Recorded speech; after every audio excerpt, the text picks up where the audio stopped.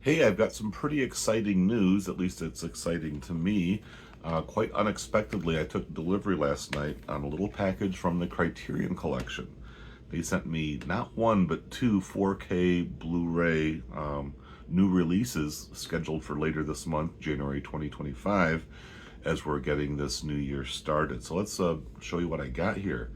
The Mother and the Whore and Winchester 73. Two January 2025 releases that I'm super excited to add to my collection and also to share with you all by way of review. This is just kind of a preview. I'm not going to do my proper reviews until I've had a chance to watch them. Like I say, I just got the delivery last night. So let's talk about them. The Mother and the Whore, 1973, directed by Jean Eustache. This is one of these legendary masterpieces that's been so hard to find, almost impossible, and certainly with this new 4K restoration, never been seen in this particular condition or presentation before. So what is this? This is a 3.5 hour, actually 3 hours and 40 minutes, dialogue-driven examination of a young love triangle, I suppose. You know, a man and two different women. He starts with one woman, moves on to another. Jean-Pierre Léaud is the central male figure. Bernadette Lafont and Françoise Lebrun are the two women involved. You see them all on the cover here. But this is basically life among the young Parisian sort of pseudo-intellectual class is kind of how it's put on the back cover here.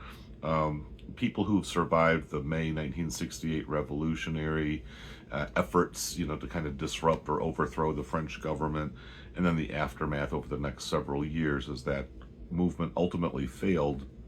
But a lot of young people were kind of coming out of the 60s and finding their way as young adults. And so this is basically 3.5 hours of people sitting around talking.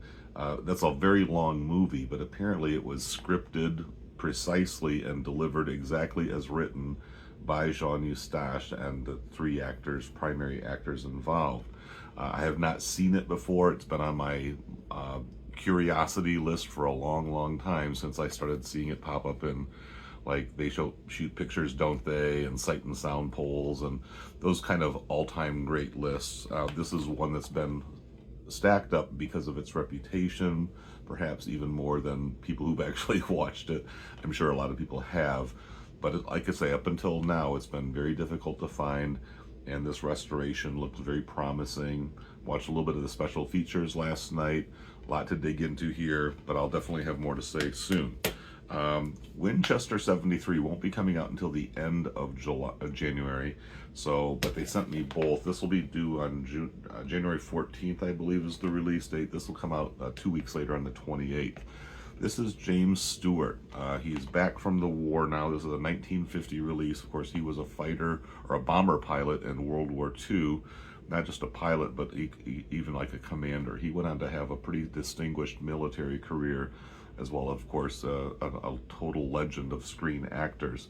But this is James Stewart in the kind of middle period of his career, where he's starting to get away from that kind of lovable fella next door type that you know from It's a Wonderful Life and the Frank Capra movies and all of that. Mr. Smith Goes to Washington. Here he's in middle age now and taking on kind of darker roles with a little bit more grit and edge to them. And this is a Western also, which was a very important phase of his career as far as expanding the character types that he could play and the moral complexity of those characters. So this is directed by Anthony Mann.